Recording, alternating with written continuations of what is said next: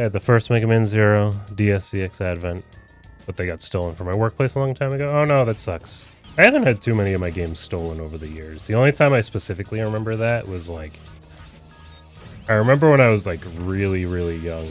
I was hanging out with somebody that was like, kind of like an older kid, like a few grades older than me. And I always felt like a little out of place hanging out with him because of that. But I guess he was just maybe hanging out with me literally to steal my stuff, because one day my original model Game Boy Advance went missing. And I was like, well, cool. And then at one point I saw him with it and he just denied that it was his, and or that it was mine, and I was like, well, great.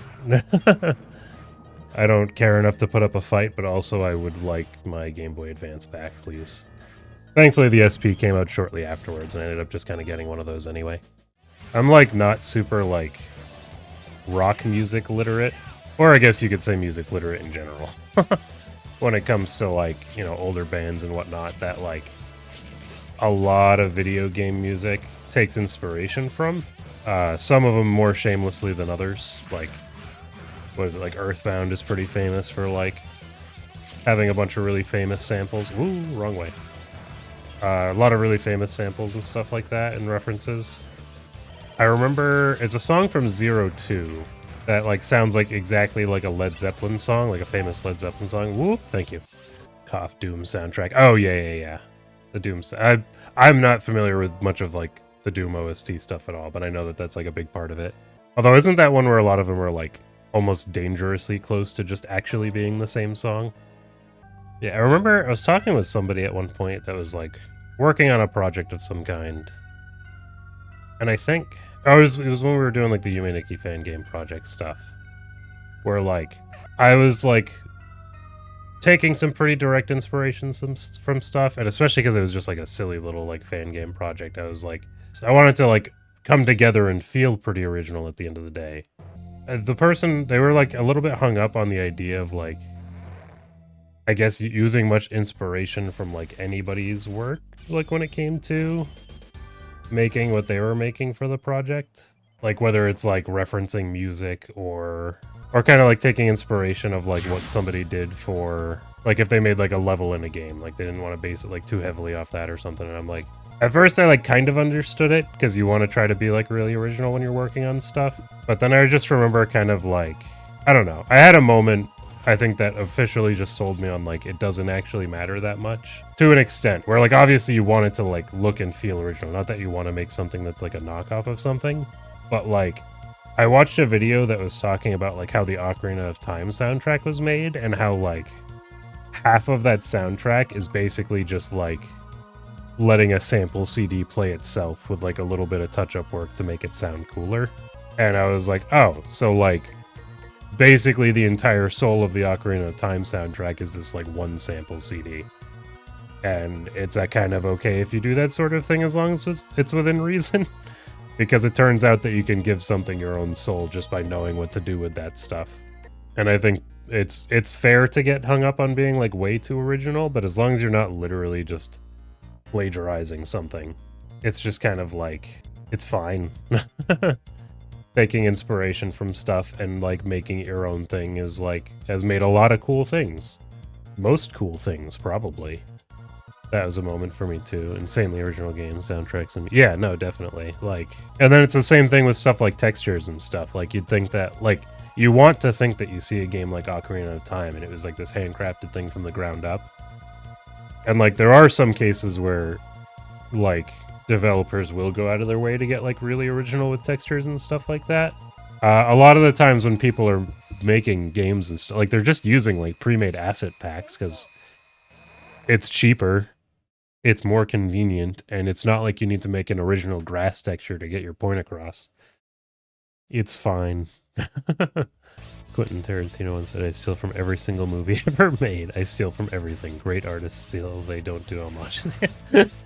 I think it's just like, the shortcuts are okay, and I think all that like super matters at the end of the day is that your voice is coming through in there, and that it doesn't actually just feel like a knockoff or a ripoff, or even if it does make it seem, you know, it's like your voice as a fan of that thing is supposed to be what's coming through there. Like if you make a game that's like not even remotely subtly inspired by a different game, that's usually whoops. That's usually fine as long as you make it cool enough to be its own thing. And that's like a more extreme case than something as simple as like a texture or a sound pack or something. Wonder what 2D platformer has the best water levels. My go-to is always the Donkey Kong Country Returns game, or specifically Donkey Kong Country Tropical Freeze. Because it just does this really cool thing where, like, I guess the best way I can describe it off the top of my head is that the underwater levels are almost like, they almost control like a Nights into Dreams game, where it's very much like up, down, like you move up, down, left, right in these like arc motions that feel extremely smooth, like you're just kind of like cutting through. So it ends up feeling really different and not just feeling like your normal moveset, but with some weird weight or gravity to it. But also it feels good. It doesn't just feel like a crummy version of the normal gameplay. It just feels like its own part of the gameplay. Also, notably, it lets you do stuff like breach out of the water, which feels really cool. The ukulele in the Impossible Lair did something almost identical, which isn't a surprise considering that's pretty much what they were trying to do, is make their own Donkey Kong Country Returns game. Those tend to be my favorite anyway, but I wouldn't exactly blame somebody if they weren't a huge fan of those, because they are very different from the normal gameplay, but I think they're just fun and feel good. In a lot of games, it's similar but sluggish, and in the Mega Man games, it tends to just be like similar, but your jumps go way higher and drop faster, which isn't necessarily the same thing as sluggish. Like, it obviously feels a bit slower, but it basically just changes, like, your relationship with the platforms a little bit, and it doesn't necessarily make, like, the segments feel slower. Especially because you tend to rise up pretty fast. So it kind of feels like you're, like, shooting around all over the place. I feel like the worst kind of water level is usually, like, the Sonic kind, where you are literally just moving ridiculously slowly. But I think from, like, from an overall design perspective, I actually think they're pretty decent, if that makes sense. Like, I think they're a good part of the game because they suck, and because you're supposed to, like, basically avoid them. Like, it's pretty rare that Sonic games have water sections that you're actually, like, you have to do. Like, usually the entire point of the water sections is that you're avoiding them as much as possible. Ooh. Do I want to do that to myself? I don't know if I do. I'll try it. Okay, hold on a second. It's not letting me, like, totally do a charge shot or charge the sword, like, at all.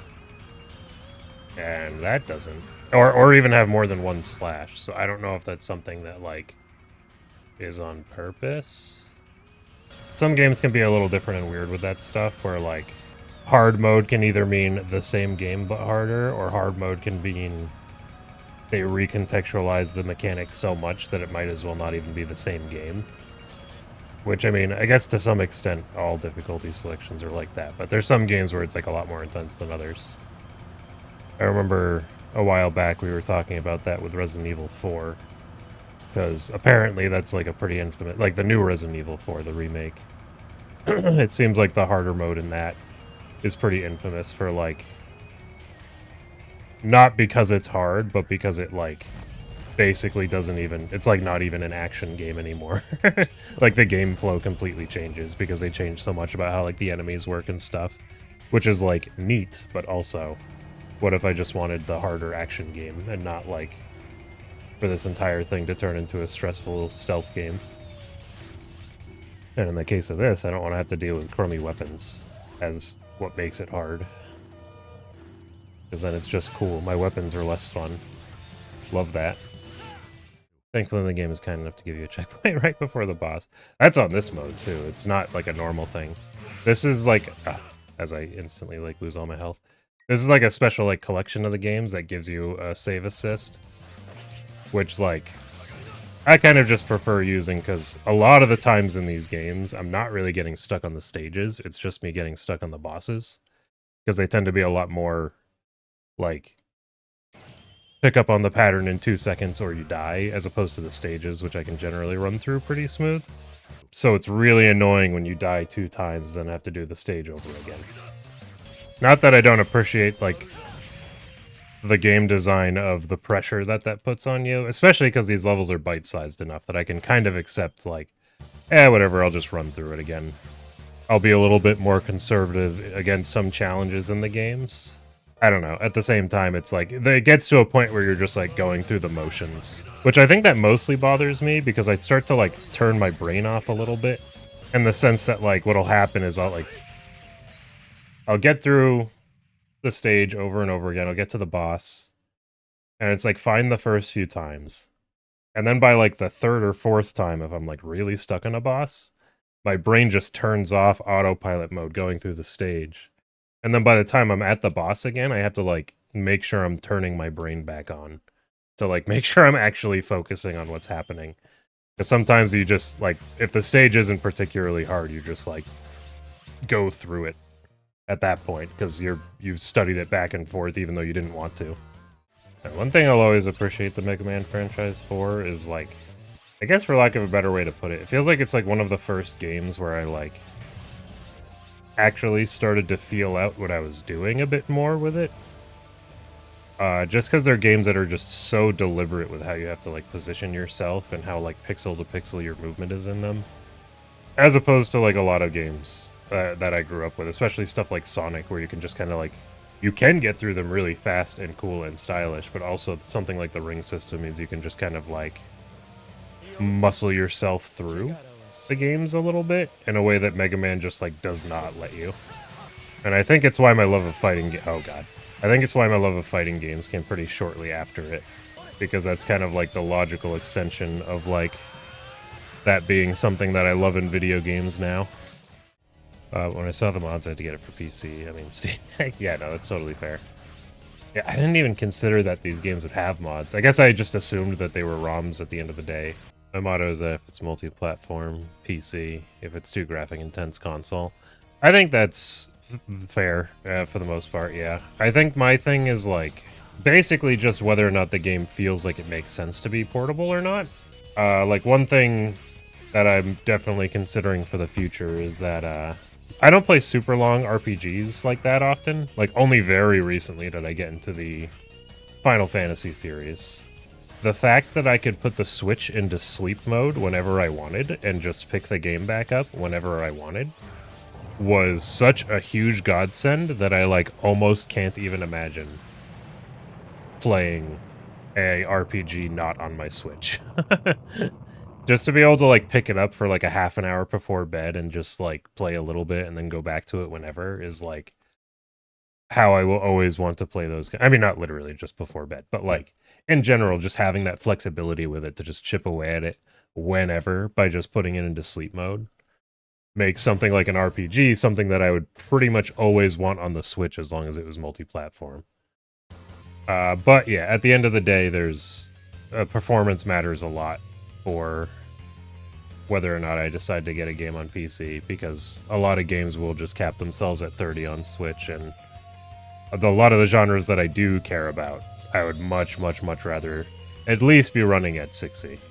Oh, what was I going to say? Oh yeah, I was actually thinking pretty recently just about, or I was talking with somebody recently about how, like, I used to be pretty adamant about the idea of getting a gaming laptop instead of having, like, a proper gaming desktop, but once the Switch came out, that kind of changed that, because a lot of the reason I liked having the gaming laptop is because I like being able to, like, move around with it to, like, friends' houses and stuff. Once the Switch came out and I, like, my gaming laptop at the time was getting near the end of its life, I was just kind of like, you know what? I think I'm just going to turn my next computer into a gaming PC. And I do not regret that, because I have been very, very, very happy with my gaming PC since I got it. And I hope it doesn't break anytime soon, because at this point I've actually had it for a little while. What I'm hearing is you really want a Steam Deck? Yes and no. I think, I mean, one of the reasons I don't want it is mostly just because it's money at this point. But I think the other reason that I really like having the Switch is because I also just like Nintendo games. Like, if there's any exclusive games for consoles that I'm ever going to care about, it's probably going to be a Nintendo title. So I do love the idea of getting a Steam Deck at some point. If, like, the funny money just kind of ends up in my hands and I can get one. Whoops. But at the same time, I'm at least happy with the Switch as it is. And also, like I mentioned earlier too, I just use the Switch Pro controller for everything. So it makes going between the two super easy, other than the fact that I have to constantly sync and unsync my controllers, which is kind of a pain in the neck. But it is what it is. Ending of 04 is top-notch. It, like, super is. I'd have to dig it up, but, there's...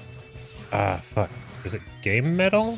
The YouTube channel Game Metal that does... Or was it somebody else? No, I think it was Game Metal. The YouTube channel Game Metal, they're just great in general. I really like the covers that they do of stuff. But they have a cover of the final boss theme from this game. And it's one of those, like, super wholesome YouTube comment moments where, like, the top, I think, pinned comment of that video is the original composer for the song just being like, this is so much better than my version. Oh my god, I can't believe how good this is. Thank you so much for covering my music. And I'm like, aw.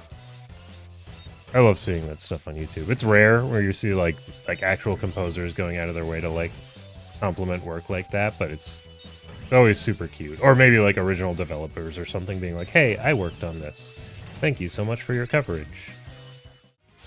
But yeah, I basically met my friend Ryan because a mutual friend of ours was like, you two are the ones that I know that are good at Smash. You should play against each other. Granted, this was like a million years ago where, like, I don't think either of us even knew that tournaments were, like, a thing. So it was just kind of like, in the friend groups, we just kind of did really good against our friends and stuff. I actually forget who ended up winning that, but I think it was me. That was definitely the most stressful match of Smash I had had up to that point in my life, though. So my friend was not wrong. Because that was when we were young enough, too, that it was kind of like... The vibe with a game like that in general is that everyone is going to say that they're, like, the ones who can beat all of their friends.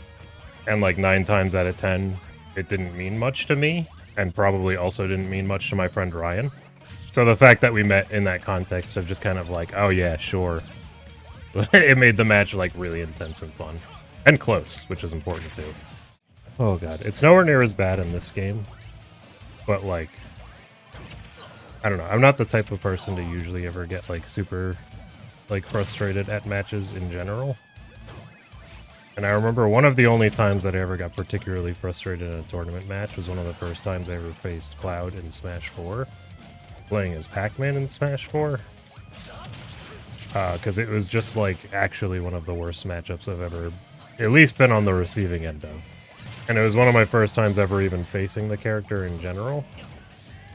So I just kind of felt like I got, like, shut down 1000% in a way where I was like, what was I even supposed to do?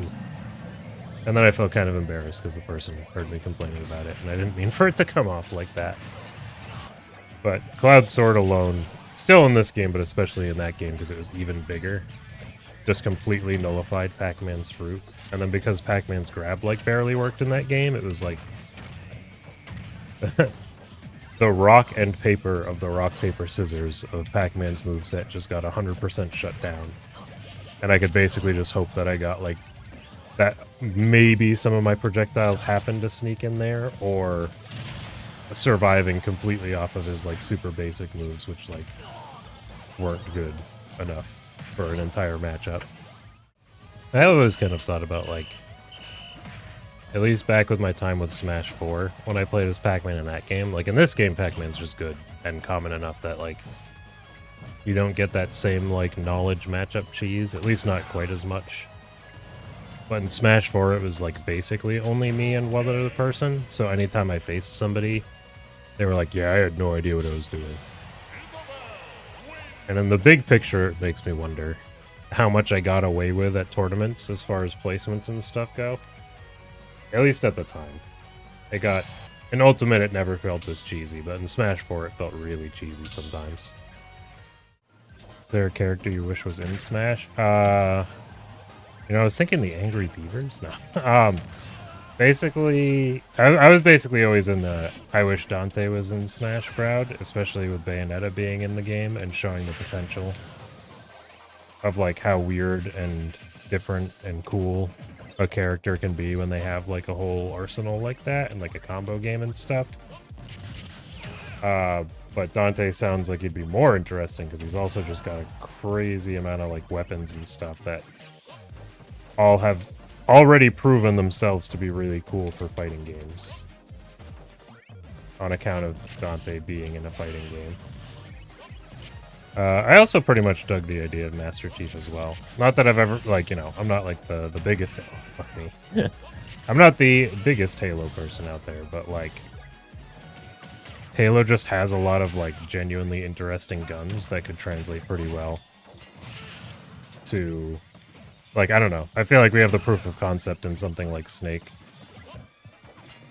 But like, imagine Snake instead, except instead it's like sticky grenades and the Needler and like, I don't know, all sorts of stuff like that. The plasma rifle, like being able to like drain shields and stuff fast, or not plasma rifle, plasma pistol, being able to like drain shields and stuff like that. Just a lot of cool ideas in there. I'm sure Smash players would be angry because there's obviously no way that that wouldn't be a super heavy zoner character. But that didn't stop them from adding Min Min, so... I also have barely tested out this emulator, so I sure hope that I don't run into any issues. Using a Redream, I think so? Yes, Redream. I actually hadn't looked into Dreamcast emulation in ages, and the last time that I looked into it, it was so long ago that in my head I was like, oh, Dreamcast emulation's still funky. I'm like, wait, that was like 2010. I'm sure it's fine now, and if anything, it's probably more perfect than most things, at least for playing, you know, the Sonic Adventure games, if nothing else. I thought the same about Saturn until you literally just said that. So, but Saturn emulation still really is funky, but it's functional. Is it kind of like N64 emulation? Because I was kind of amazed at how weird and bad N64 emulation still kind of is. Even though we're in the current year. Like, I get it. I know that the N64 sucks. Like, as a piece of hardware. And I'm pretty sure that's the same case with the Saturn. But the Dreamcast does not. So I don't know why I still had the same brainworm about it. Yeah, at this point, when it comes to N64 games, I just kind of keep an eye out for the decompilations that are popping up. Not that that'll happen to every N64 game, but it's happening to enough of them that I'm like, I'm just going to play the perfect PC port when nerds get around to figuring out how to make it real. That's how I played Perfect Dark. And then the Zelda ones are all great from what I've messed around with. I have to try the Zelda decomps. They're cool. I mean, they, if nothing else, they do the quality of life things. Like, you can use every button to equip items. You can free move the camera around with the right stick. And you can run it at any FPS you want, which arguably isn't a good thing because a lot of things look funky, but it's cool to see it running fast. See Zelda at 30 FPS would be a dream come true. Well, what about 144 FPS? Because that's what I've seen it running at, and it's quite strange. Eric, what was your Furry Awakening? I honestly don't know if it was any one... Whoa, okay, I guess I'm dead. I don't know if it was like one specific thing. Growing up with a lot of like furry adjacent media, even if I wasn't super close to it myself. Like, I think even just like, I never like actually watched Inuyasha growing up, but just like occasionally leaving myself onto Adult Swim and seeing a really fun character design doing like really cute things was like, oh, dang, that sure is something that's changing my life.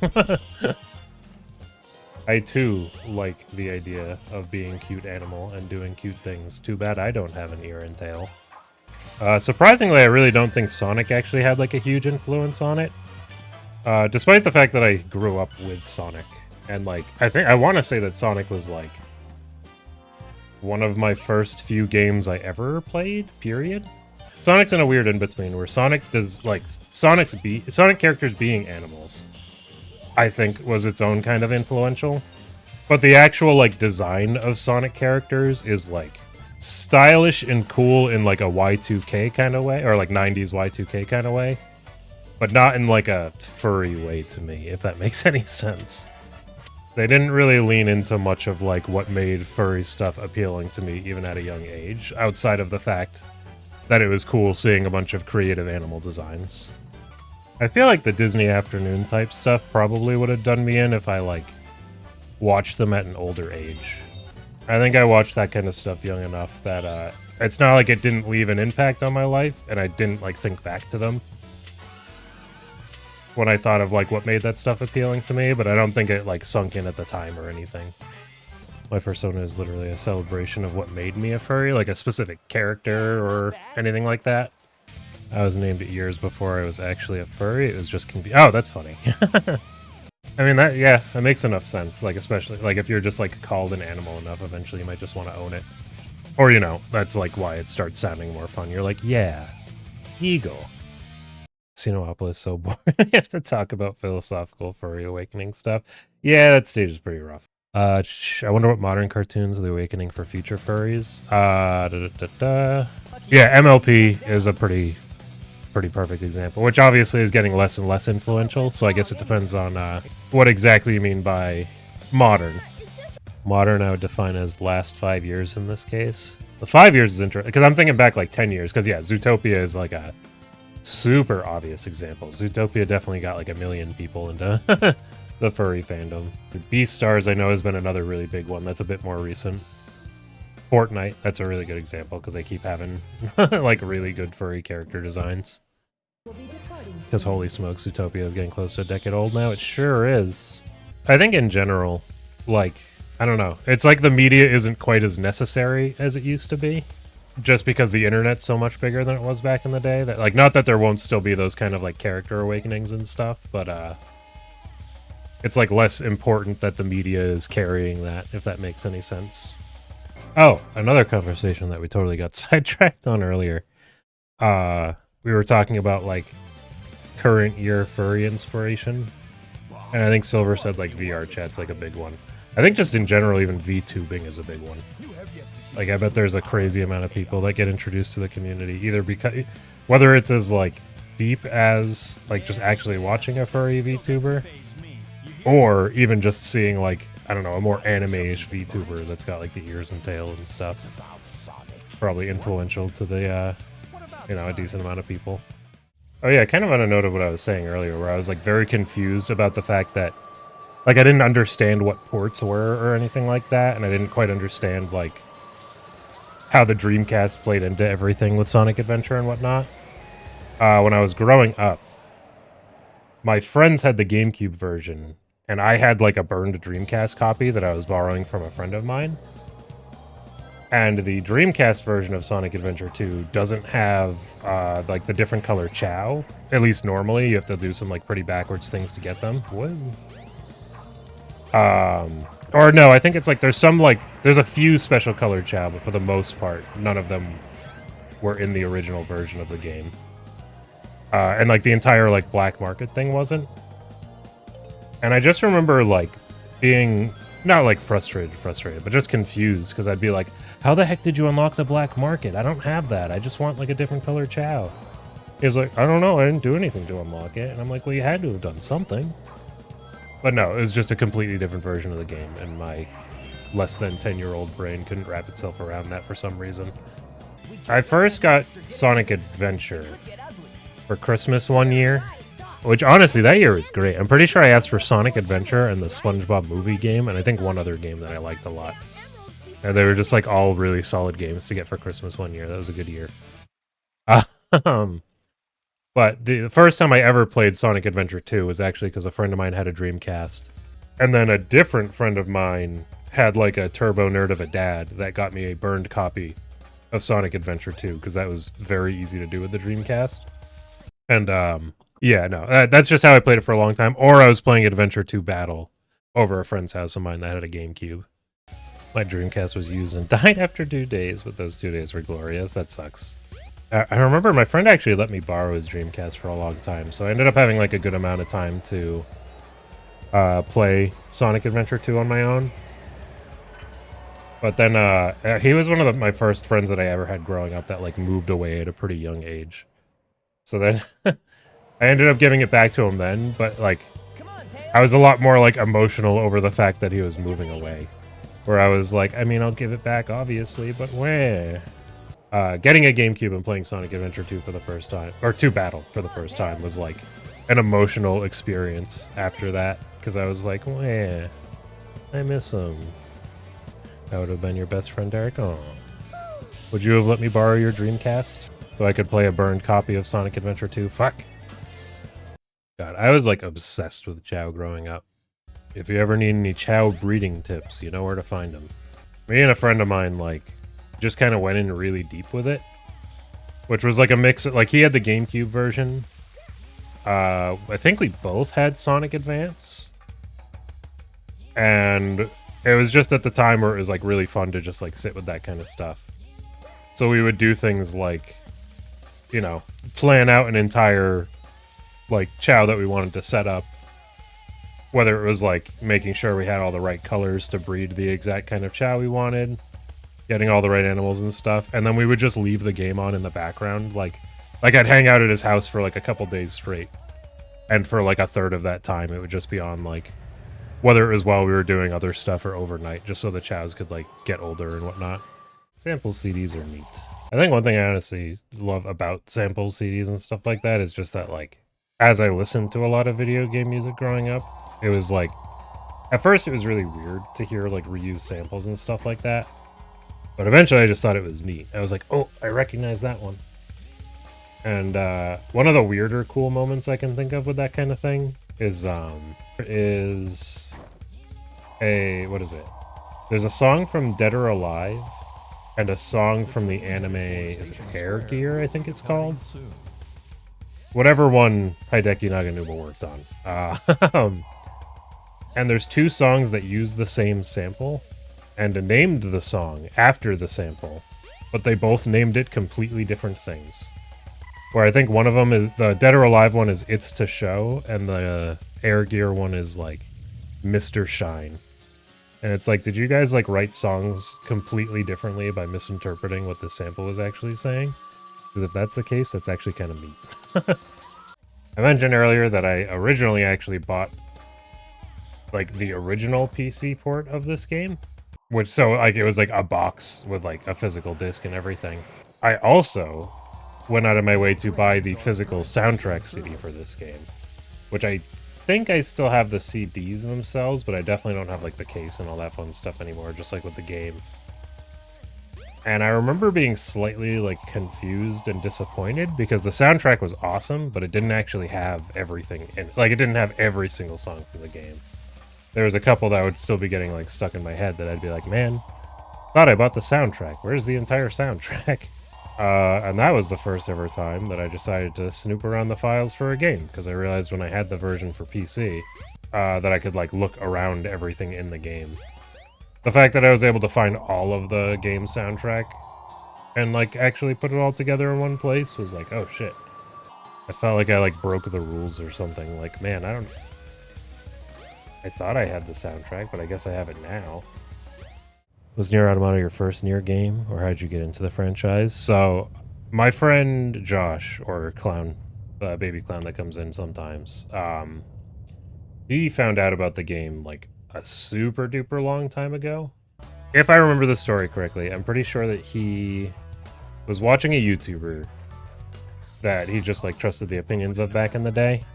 The first game got kind of like a lot of shit for just the way that it was designed in general. Like, the remake of it fixes a lot of those issues, like the combat and stuff like that, but the original game was like pretty jank in that regard. And I guess like a YouTuber he watched at the time like really praised the game for like its story and everything, which is how all NieR nerds are like. That's at least where they're gonna start, is like, hey, play this game for the story, if literally nothing else. And then I remember he said something along the lines of the review kind of ended on the note of like whatever, like as far as like the pacing of the game goes, it's so Zelda-like that it's like, fuck it. If you like Zelda, you're gonna be fine with what you're like putting up with in this game for the most part. Like, you know, you're going through dungeons and you're doing really simple combat in such a similar way to something like Zelda that it's like, whatever, just play the game, you'll be fine. And he was like, you know what, fuck it, I'll try out this game because it actually sounds kind of neat. And then it became one of his favorite games of all time. And then he did let me borrow it back in the day. At least enough that I became a really big fan of it. But I never actually ended up beating it. I think I ended up looking up the remainder of like the cutscenes that I didn't see on YouTube, because I think, again, I just didn't have my own copy of the game. So I didn't actually play through it in full until the remake of it came out. But it definitely felt at the time that, like, when we saw the announcement for NieR Automata, like, we were just blown away. Just because it was just one of those games where it felt like we were, like, two of the only people in the world who cared about it or would ever care about it, especially because the game got, like, a decent amount of shit for its, like, game design back in the day. Among some other stuff, too. Like, the people were pretty rough on, like, the character models, like the faces and animation and stuff in the game were, like, a little rough around the edges. So when we saw that they announced a new game, we were blown away as if it was, like, made just for us and, like, nobody else. And then we saw Platinum Games was behind it, and we were like, what fucking timeline are we in? And then we remember seeing a bunch of stuff before it released, where they were like, you know, would you make new NieR games? Would you make remakes? Like, you know, stuff like just interviewing the creator. And at one point, he just said something along the lines of like, oh, well, if Automata sells well, and then Automata sold insanely well. So we were like, oh, shit. This niche game that literally nobody but us cared about 2 seconds ago is suddenly a huge deal.